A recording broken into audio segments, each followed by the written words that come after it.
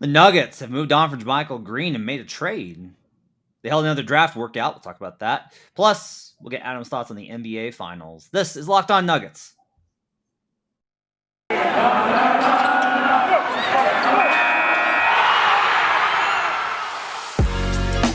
are Locked On Nuggets, your daily Denver Nuggets podcast. Part of the Locked On Podcast Network, your team every day.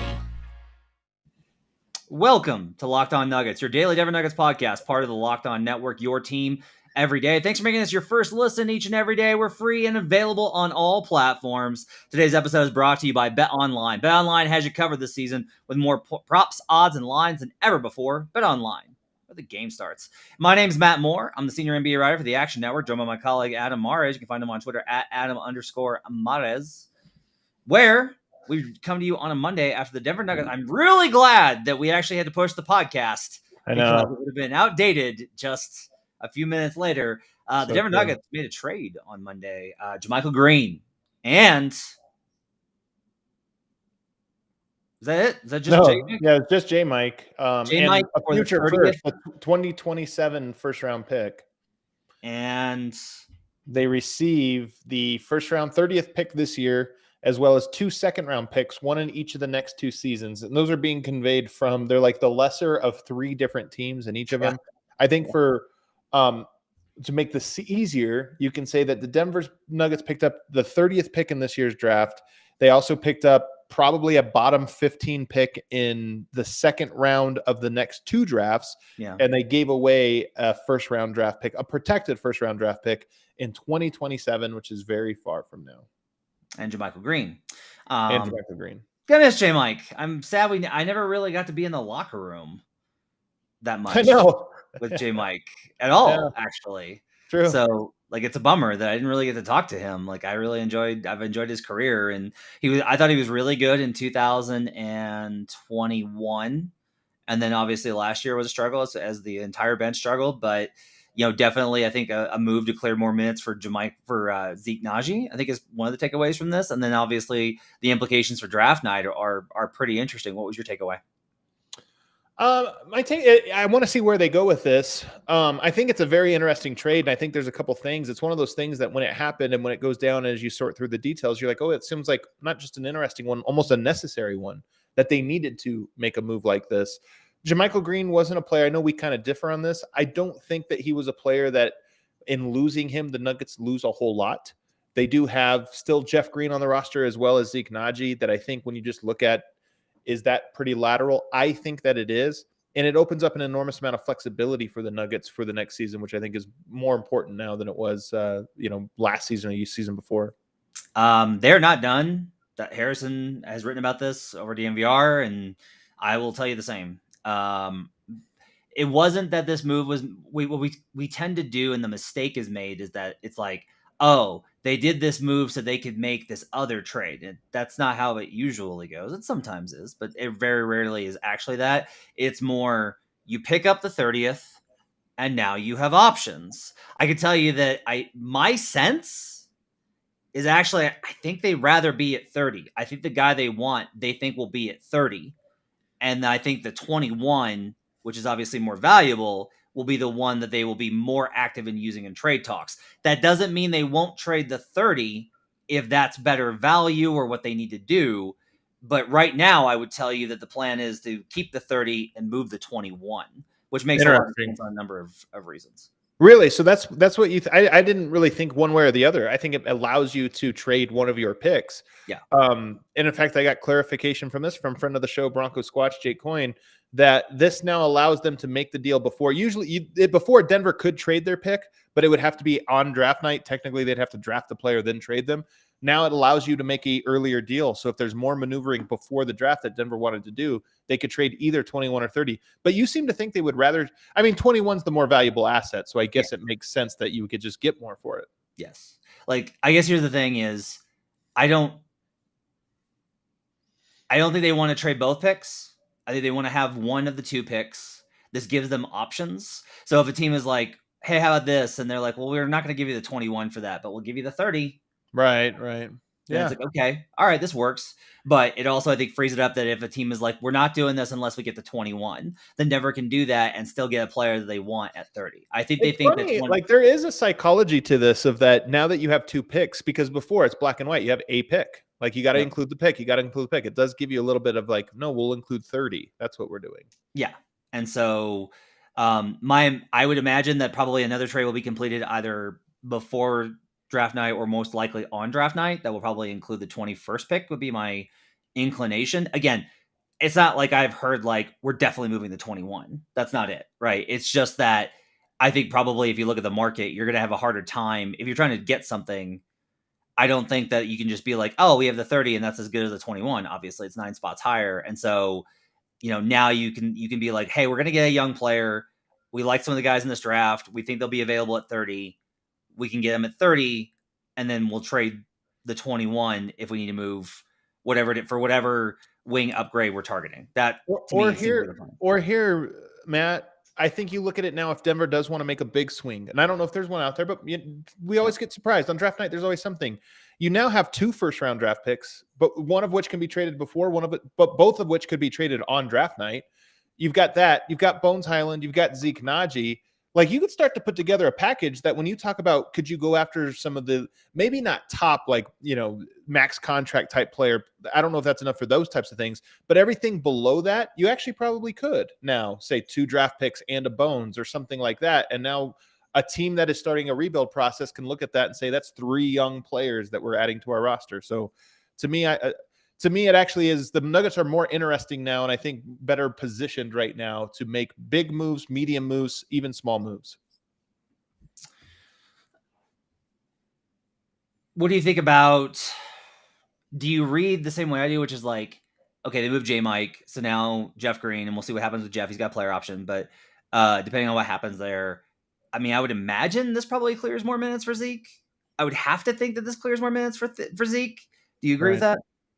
I mean, yeah, I have to think so. Again, Denver could always draft another forward or something like that, and maybe it changes things. Maybe it creates competition. They could also trade for a player, in that zone that maybe eats up some of his minutes. But I have to imagine there's just no question. If you went into the season next year with both JaMychal and Zeke Naji, what you have is a competition. Maybe Zeke would have won that outright.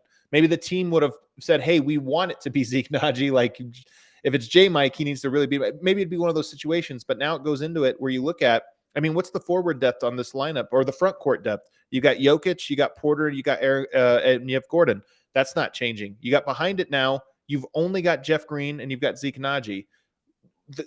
He's playing like at this very moment. You look at that and you say, okay, he's definitely in the rotation. 2 guys off the bench. They both are going to probably play unless, of course, you add some other pieces. So for me, that is definitely a part of it. And the other piece of it, Matt, and this is the more interesting, I think the most interesting aspect of it, the Nuggets get an $8.3 million traded player exception, which means they can now trade and bring a player in without sending any money out up to $8.3 million.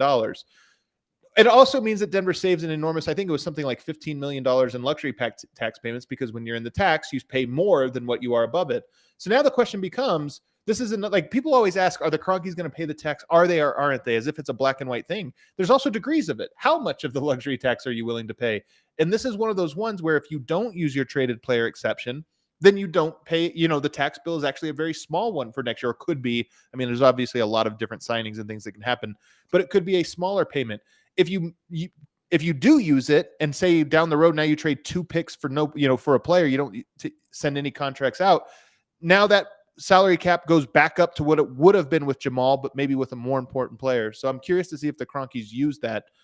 Not just the Kroenkes, if the Nuggets as an organization use that traded player exception. Yeah. I hope they do. I'll just say that. Like, I hope that this wasn't used as a caps. Like, I was worried about the luxury tax after they lost in the first round, just from a not going to pay a steep tax for a luxury tax team kind of thing from certain individuals. Yeah. But can I say something though, Matt, here that's kind of important? Sure. Again, I don't want to be the guy that's just like a straight Kroenke defender. They just paid an enormous amount of money for in Los Angeles. When everybody was saying they have no flexibility, what are they going to do? They're kind of hamstrung. They came up with a somewhat unique way to pay an enormous amount of money to keep some of their key players. So with the Avalanche, with the Rams, the only two other teams that you kind of are in this title window portion, they actually are paying a lot of money. So we'll see if it follows suit that they would continue to do that. I think they deserve a little bit of recognition when you say, oh, they're not going to do it. Their other teams they're doing exactly what we want them to do with Denver. They don't get credit for the Nuggets until they do it. But I at least say there's evidence that they are willing to do that if they view the Nuggets the same way they view the Rams and Avalanche, both in terms of value and in competition. I'm not saying they're not going to. I'm saying that I hope that they do. That is all I said. I'm not debating you, Matt. I'm stating this for the rec because it's like very uncool to say something good about an owner. Like, and I get that. I'm just saying I'm hopeful. I'm hopefully cautiously optimistic that they're willing to pay some money in this point in time for the Nuggets. Let's take a break. We'll come back and we'll talk a little bit about the draft workout that was held today. Adam was down there at Ball Arena. We'll do that when we come back on Locked On Nuggets. But first, I want to tell you about Truebill. Do you know why free trials renew without your consent? So you sign up for something and then just boop, hits you a week later, a month later. It's a business scam to get your money locked in. Don't let those corporations pocket your money. Download Truebill to take control of your subscriptions. It's the new app that helps you identify and stop paying for subscriptions you don't want, need, or simply forgot about. On average, people save up to $720 a year with Truebill. Because companies make subscriptions hard to cancel, Truebill makes it incredibly easy. Just link your accounts and Truebill will cancel your unwanted subscriptions in just one tap. And your Truebill concierge is there when you need them to cancel unwanted subscriptions so you don't have to. They've got over 2 million users and helped save them over $100 million. Don't fall for subscription scams. Start canceling today at Truebill.com/LockedOnNBA. Right now, Truebill.com/LockedOnNBA. It could save you thousands a year. Truebill.com/LockedOnNBA. We'll be right back on Locked On Nuggets. Back here on Locked On Nuggets. Thanks for joining us and making us part of your day. The Ultimate NBA Mock Draft starts June 16th with over 50 insiders. Nothing equals the Ultimate NBA Mock Draft. The Locked On NBA Big Board Draft experts plus the Odyssey insiders. First pick is June 16th. Search Ultimate NBA Mock Draft and follow now so you don't miss a pick. We're going to have to come up with a 30th pick because I already did a trade with the 21st, and now I got to come up with a 30th one. I may make you make this one. I had to do the other one while you were out, so you're going to have to come up with the 30th guy. Hey, you guys will all actually. Why don't you take credit? Are we allowed to share what that pick is, or is this like a secret? No, I think you can go. You can talk about the Matt Moore traded away Will Barton. He traded him away and the 21st pick and received Tim Hardaway Jr. in the 26th pick. So, yes. And here's the one reason I think this is actually interesting, Matt. That Dallas Locked On approached you with that deal, which again for them. 21 to 26, kind of a lateral move. I mean, a little bit of a step down. And I think, was there another piece included in that deal? Do you remember? Nope. Oh, it's second rounder. I got a second rounder. I was going to say a second rounder. So when you think about 21 and a second rounder versus 26, pretty comparable, at least close. Tim Hardaway Jr., Will Barton. Again, like I think most Nuggets fans would be like, oh, I'd rather have Tim Hardaway Jr. because they hate Will Barton so much. But other teams at least view Will Barton as this like Tim Hardaway Jr.-esque piece. Yeah. So I thought it was a good move and gave the Nuggets a defender that can shoot threes and score a little bit off the bounce. It's an upgrade on all those levels. So I thought that was very good value. And if you want to know who I took at 26, well, you're just going to have to wait for the Ultimate NBA Mock Draft. Speaking of mock drafts and drafts, Adam was down at Ball Arena while all this trade stuff was going down for a workout today. I already hate Tim Hardaway. It's whoever you bring in, they're just gonna hate. They're like, there's one spot in their heart for hatred, and it's like not gonna. It'd be interesting to see if THJ got more or less hate than Aaron Gordon. THJ hits threes, and I basically concluded that threes are like a direct serotonin hit to the cortex. So I'll ask you this: well, one, who was the big workout name today, and two, how did it go? Well, I don't know if there was a big name in here. I think the guy that people are most interested in, at least Nuggets fans have been sending me, is Kendall Brown out of Baylor. 6'7", super athletic guy, freshman young player who I think has a lot of upside. The rap on him is that he is a guy that has some pretty surprising passing. He talked today in his media availability about growing up with older siblings. He always played point guard because he had to play up to sort of play with them. So he was a point guard, at least at some point in his development. Now he's a forward. And if you watch, he actually does have some surprisingly good passes in his highlight reel. And when I say that, Matt, I mean, it's not like every now and then people will send me clips, or like we'll see on the timeline Rudy Gobert making a kick out on the roll, the short roll, and then he'll hit the corner, and they'll be like, "Look at the passing!" And it's like, okay, a set wide open pass to a wide open guy. No, I'm not talking about those type of passes here for Kendall Brown. He's made some passes that you would look at and go like, "That's a pretty good pass." Like that shows some real true vision. I think what's exciting about him, very good finisher, something like 72% around the rim as a college player, very athletic. Has some like good touch. Defensively, he has the upside to be a very good defender at 6'7", super athletic, pretty long, I think 6'11 and a half wingspan, and he's somewhat mobile. The downside on him as a scouting report, number one, abysmal shooter. I would be shocked if he turned into a shooter. His shot does not look fluid. It doesn't look like a guy that I would say, oh yeah, that's going to be good down the line. And the numbers weren't good in college. And then defensively, he gets lost a lot. So as much as he's an high upside defender, you watch some of the clips and he just gets absolutely torched sometimes. And you think, okay, maybe he's a terrible defender. So he has some like giant holes in his game that are the reason he's projected to be a second round type player. The Ringer NBA mock draft via Kevin O'Connor has him at 33. So, right in that there, yeah. right in that area that they traded into. Yeah, I mean, I always think these college numbers are interesting because it's like, oh, he shot 38.9%, and then you look at he took 36 threes. Yeah, exactly. Like, oh, okay. So, I mean, at least he can make some. That's good, right? It's worse if it's like he didn't take any and he didn't make any, but there is like a real concern about the shooting and spacing problem. Yeah, I don't know. I feel like an interior finisher that isn't necessarily going to be great defensively and isn't a real floor spacer sounds concerning to me. But yeah, if you're looking for raw talent, I'm sure the athleticism kind of stands out. Was there anybody else that kind of stood out to you from the workout? The other guy would be, I have to always get his name right, Ismail Kamagate, 6'11", out of France. Really interesting guy. Seemed like the nicest guy on earth. I'm told he's a Clint Capella type, maybe a little bit of a Bam Adebayo in there. Shot blocking, rim rolling. Seems like super high character guy, very coachable. And just really athletic, really long wingspan, good reach, and would be a guy that would be more of probably a project big. I think he's also projected somewhere in that 30 to 45 range, like the front half of the second round of the draft. But he's a guy that, I'm really intrigued by him, but he's a guy that's probably a project. So do the Nuggets want a project center that maybe can play a little bit next year, but probably isn't going to be a championship caliber piece for 2 or 3 seasons? Do you want somebody like that in the second round? I don't know. Interesting. Other news from the Nuggets world before we go to break. Ryan Saunders, you and I kind of knew this was coming. You knew this was coming. I was not up on this. That Ryan Saunders has been hired as the new assistant coach on the Denver Nuggets. So you now have Michael Malone, son of an NBA coach. You have David Adelman, son of an NBA coach. Yeah. And you have Ryan Saunders, son of an NBA coach. So whole lot of second legendary coaches, to a certain degree, coming through. Saunders with Minnesota was beloved.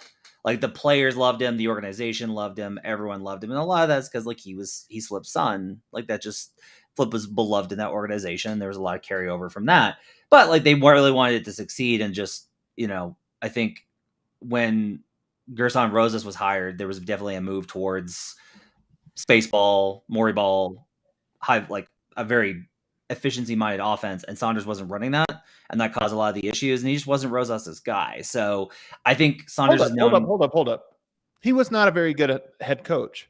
That team was not very good. They underperformed. I mean, you're like stopping short of that. He had a very terrible record as a head coach. Yeah, he was bad. They fired him after like a 7-28 start or something like that. Yes. And by the way, there's other things. I don't want to simplify this. There's other things that happened in here, but they have been significantly better since. So again, it doesn't mean he's going to be a bad assistant coach. Sure. He was bad. Yeah. But you kind of almost glossed it over as if it was like it wasn't his guy, so he got fired. Like he had a chance. He had 3 years, 2.5 years, and they were bad in every single one of them. Yeah, I thought they were badly coached. Like that's completely fair. That I should be more clear with that. So yeah, I'm not trying to pick on him, by the way. It's an important sort of piece of the story, in my opinion. You go coach Karl Anthony Towns and D'Angelo Russell. It would be a nightmare. So, Yeah. So look, I mean, I think he'll probably connect with the players. I still worry a little bit about. I don't necessarily love the dynamic if all of the assistants are the good guys and the head coach is the bad guy. I don't love that, and that to me feels like what might be leaning towards there, unless I'm not aware of how the dynamics are on the team. I have a hard time seeing like David Adelman and Ryan Saunders being like the quote unquote bad cop, Right, right. being the ones that are going to get on guys versus Malone. And I think that could be very grating. I think you want Malone in a very much like yell sometimes, hugs him up sometimes, that kind of guy. So that's kind of a concern for me. Other than that, like I don't have a lot of like, I think having new voices is good. I don't know if Saunders is coming in to coach offense or defense or what. We'll have to wait to find out those answers. But I think I have a little bit of concern about. I'll say this: his roster was very clearly designed for one thing, and he had the Wolves running a completely different thing offensively. So if he's coming in to coach offense, which that was Adelman's thing last summer or last year. I think defense. When like Malone asked him about this the other day, and while he kind of downplayed and I think rightfully so, the idea that there's a coach that only does defense or only offense, he did talk about the role the new coach was coming in to fill would be primarily a defensive one. He kind of so strongly suggested that. So I think Ryan Saunders would probably be the de facto defensive coordinator. Yeah, that makes sense, which also kind of concerns me because they literally were a terrible defense that was playing drop, and it didn't make any sense to me. And then Chris Finch came in, and they immediately got to be a pretty good defense. So I'm a little bit concerned there, but we'll see. Like, honestly, I'm going to tell you, assistants, I think it's a lot more complicated, and we don't get a lot of the facts because there's politics involved in terms of coaching stuff. So I think it's important to say, like, it is fun. I will say this: Michael Malone, when he came out the other day and said that we are zeroing in on a guy who has head coaching experience and some guy that could bring us defense or this or that, like you started to see people like, oh, Steve Clifford, I know they're friends, like Frank Vogel, like this or that. And me kind of knowing in the background, I thought, yeah, I think I'm gonna set the bar a little high here in terms of what guy you're going and getting, at least on reputation. Again, I have no idea about the impact they'll make, but on reputation. You know, he kind of knew that would be it. But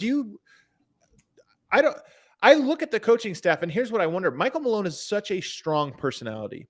By the way, this is another aside. Maybe we'll talk about this later in the week, but Kevin Durant talking about how the leader of a team should be the coach. I just want to file that away. We should talk about that later in the week because I thought it was a very interesting comment. But Michael Malone is a very loud, strong-minded, strong-willed personality. And I, again, don't know the dynamics between an Adelman and a Ryan Saunders, but I do feel like there is some level of, I hope those guys are prepared to push back on Malone in a healthy way, because I do think that's probably what Michael Malone needs. I think he actually thrives off of people that that are that way. And I just don't know. They both seem like very quiet personalities publicly. I think they need to be loud voices probably behind the scenes. Agree on that front. Let's take a break. We'll come back and we'll talk about the NBA Finals with Adam as we wrap up here on Locked On Nuggets. But first, I want to tell you about BetOnline. BetOnline is your number one source for all your betting stats and sports info. You can find all the latest news and odds, including basketball championship matchup, aka the finals, the NHL hockey conference finals, Major League Baseball, and of course, all the latest fighting news from MMA and UFC to boxing. BetOnline is your continued source for all your sports wagering information, including live betting, esports, and more. Been betting a little WNBA. Love betting WNBA. It's so much fun. I really love betting WNBA. Head to the website today or use your mobile device to learn more about the trends in action. BetOnline, where the game starts. We'll be right back on Locked On Nuggets. Thanks for making Locked On Nuggets your first listen every day. Make sure to check out the Locked On NBA Big Board. Host Rafael Barlow from NBA Draft Junkies and author of the NBA Big Board newsletter is joined by Richard Stamen, Sam Ferris, and Leaf Thulin, giving fans an in-depth mock draft, player rankings, and of course the big boards. It's free and available wherever you get podcasts. Final segment here. Adam, we're recording this on Monday afternoon before Game 5. I'm going to just ask you real quick. I want a prediction from you for the series. Who do you think is going to win the finals? I don't feel good about it because I think this series has been really good, but I still think Celtics in 6. It was a heroic effort from Steph Curry, probably his best finals performance, singular game performance in Game 4. I think it's going to take that from him almost every time. The interesting thing about this, Matt, the Celtics have made a bet, and it's almost a years-long bet. about how they want to defend, and all of the NBA, of which Steph Curry is the best mold of this. And that is that they're kind of allowing him to go off. I'm not trying to take away from what he's done. He's been fantastic. He's been better than even you would expect, given the way they are playing him, to cut everything off. And so they're giving him the opportunity to go heroic and play this way. And he is taking it. And when you do that in game 2 and he goes off, I think you kind of look at it and say, okay, let's see if he does it 4 times. He's now done it enough that I'm so curious to see if the Celtics blink, because tonight might be the game where you're like, no, we're staying the course. We're not going to jump out on ball screens. We're not going to rotate and allow other guys to get open shots. We're going to stay the course. You go back to Oracle or Chase Center now, and like, what are the odds that Steph Curry goes off in game 5? I think pretty high. And if I'm a Celtics fan, I'm probably worried about that. So to me, it's a really interesting series. I think I pick Celtics because I think they just have a few more opportunities to play better than they have so far in the series. But I don't know. It's going to be close. What's your take? Yeah, it's fascinating. Udoka on Sunday at media availability was talking about how, like, well, look, if you look at it, we're actually doing okay defensively. And he's right. He's right. Yep, he's right. Like, they had a 111 offensive rating in game 4. That's winnable. That's very winnable. That's fine if you're the Celtics. You take 111 all day. They had 128 in the second half. Not ideal. So much of this to me has come down to where is the I call the loci of control, right? Who has control of the series? And to me, all of that's with Boston. If Boston doesn't turn the ball over, if Boston controls the glass, if Boston doesn't play stupid, then Boston has won. And Boston has managed the Golden State offense and gotten the kind of offense that they need in order to be able to pull ahead. It's a very tight series. It is very much like these are two really good teams. They're evenly matched. I think it's a very good balance between the two teams. I love not knowing. I love that we're in game 5 and I don't know who's going to win. It doesn't feel like, it's probably going to be this team. I like that we're going to have had 4 different champions in the last 4 seasons. That's great to me. I love that. But in general, I kind of agree with you. I'm heavy on Boston tonight. We'll see what happens. When you listen to this, it may look dumb, but I really like the Celtics in this game and in the series. To me, I continue to look at it and just go, Steph's been amazing, because the Celtics have literally said, the one thing we're going to live with is Steph being amazing. That's like absolutely what they've done. Now, I will say they did blitz a couple of more times than I thought they did late in that fourth quarter. They were throwing it at him. Everybody's got to panic when he of all players makes you panic. It really is funny, but like, he hits a couple of those shots and it just feels like he's going to make all of them that he takes. And even though like your logical brain can tell you, no, he can't possibly make it. Same Damian Lillard had this, by the way, in what was it, game 4 or 5 in that last year series, where you keep thinking like, eventually he's just going to stop making these Hail Marys, and he kept making them. And Steph Curry has that same thing. So I get it.